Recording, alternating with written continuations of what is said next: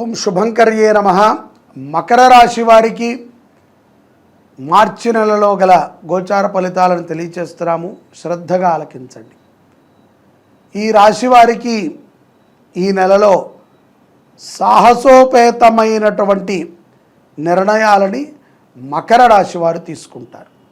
ముఖ్యంగా మీకు మీ చుట్టుపక్కల ఉన్నటువంటి వారు చెప్పేటువంటి కొన్ని మాటల చేత మీరు అభద్రతా భావనకి లోనవుతూ ఉంటారు.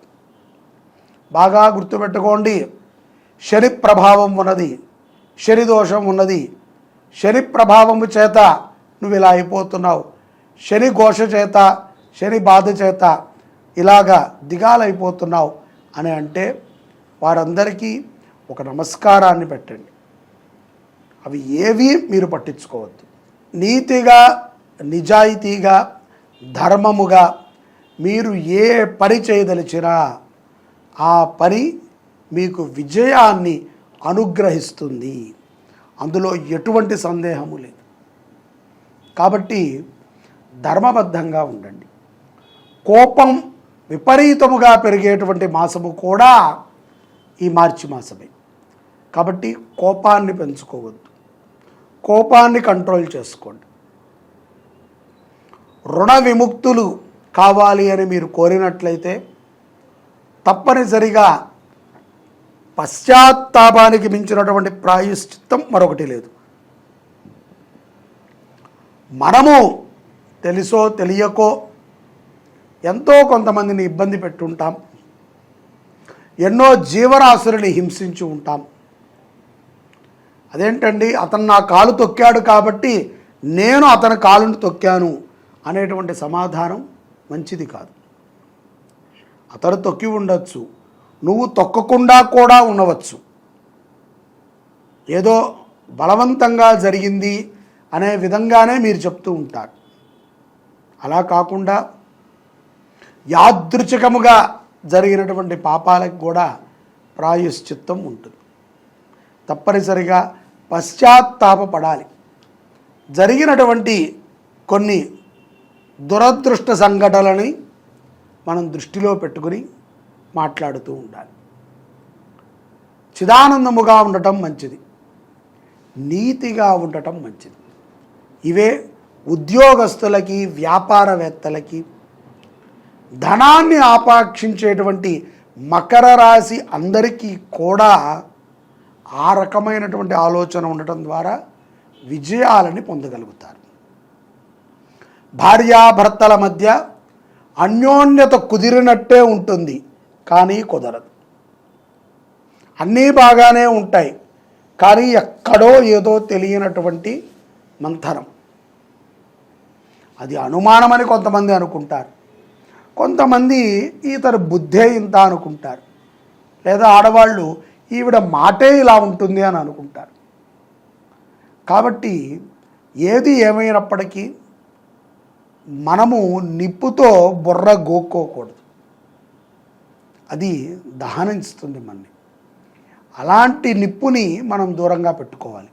నిప్పు అంటే నిజం, నిజము నిప్పు లాంటిది, అబద్ధము కూడా నిప్పు లాంటిదే, మనని కాల్చివేస్తుంది. కాబట్టి భార్యాభర్తల మధ్య ఎటువంటి దాపరికాలు లేకుండా జీవితం ఉంటేనే ఆ జీవితము సజావుగా సాగుతుంది. తొందరపాటుతో ఎవరిని పడితే వారిని మోసం చేయకండి. ఎవరికి పడితే వారికి మధ్యవర్తిత్వాన్ని వహించవద్దు. జాగ్రత్తగా ఉండాలి. కొత్త కొత్త వ్యాపారాలు చేసేటువంటి ఆలోచన మకర రాశిలో స్త్రీలకి చాలా ఎక్కువగా కలుగుతూ ఉంటుంది. విదేశాలలో ఉన్నటువంటి మకర రాశి జాతకులకి స్థానచలనం గోచరిస్తోంది. మంచి అవకాశం వస్తే తప్పకుండా మారండి.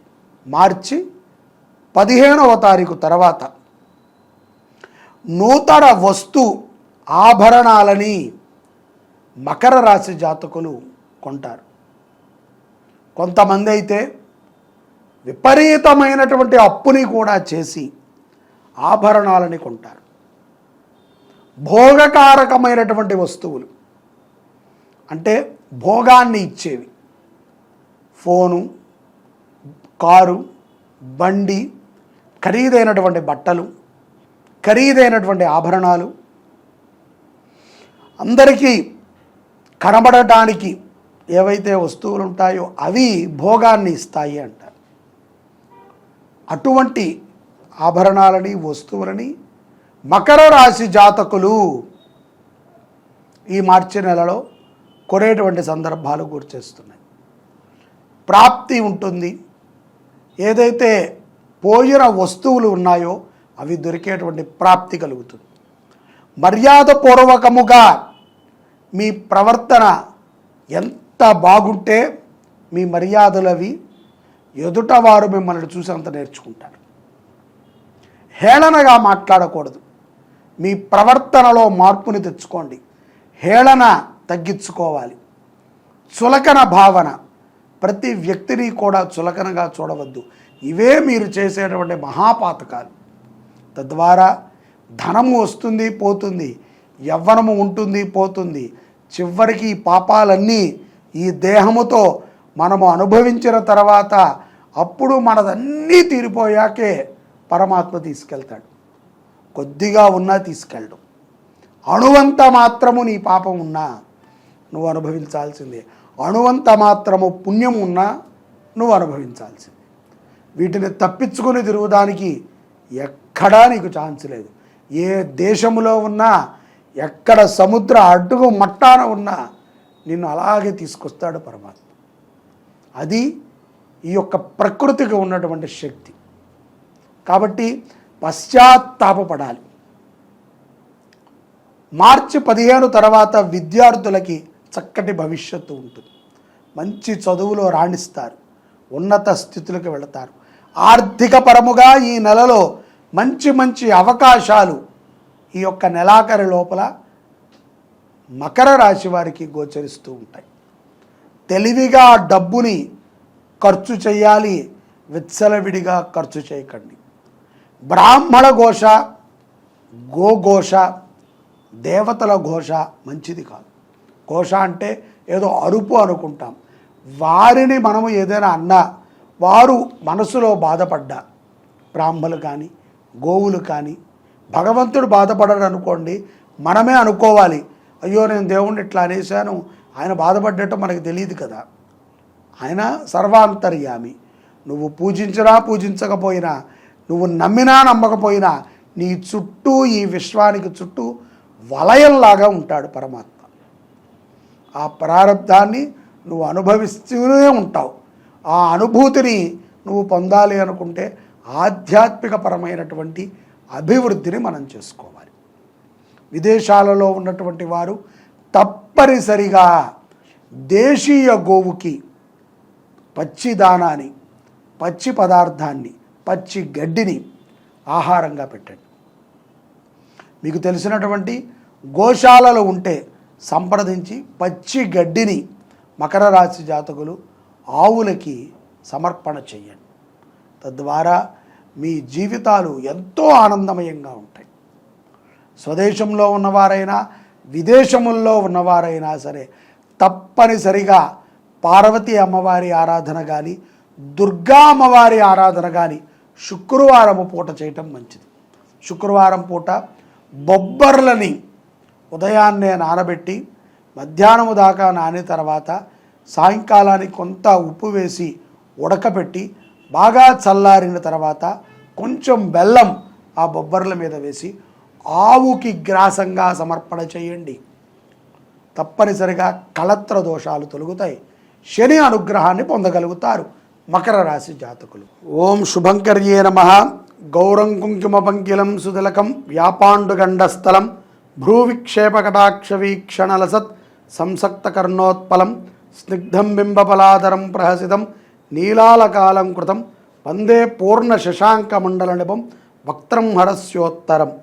ఓం నమ శివాయ. మనము శివరాత్రికి వచ్చేసాము. శ్రీ శోభకృత నామ సంవత్సరములో మార్చి 8వ తారీఖు మహాశివరాత్రి మనందరము కూడా ఆచరణ చేసుకుంటున్నాం. ఈ యొక్క మహాశివరాత్రి రోజున ప్రతి ఒక్కరము కూడా శివాలయాలకి వెళ్ళటము, దర్శనము చేసుకుంటాము, ఉపవాసము ఉండటము, అలాగే దాన ధర్మాలు చేయటము, ప్రదోషకాలములో దీపాన్ని వెలిగించటము, రాత్రి అంతా కూడా జాగరణ ఉండటము, మరుసటి రోజు ఉదయాన్నే శిరస్నానం చేసి శివ దర్శనాన్ని చేసుకుని ఎవరికైనా ఒక సాధువుకి లేకపోతే బ్రాహ్మడికి స్వయం పాకాన్ని ఇచ్చి మనము భోజనము చేయటం అనేటువంటిది మనము పూర్వం నుంచి ఆచరణ చేసుకుంటూ వచ్చినటువంటి విధానం.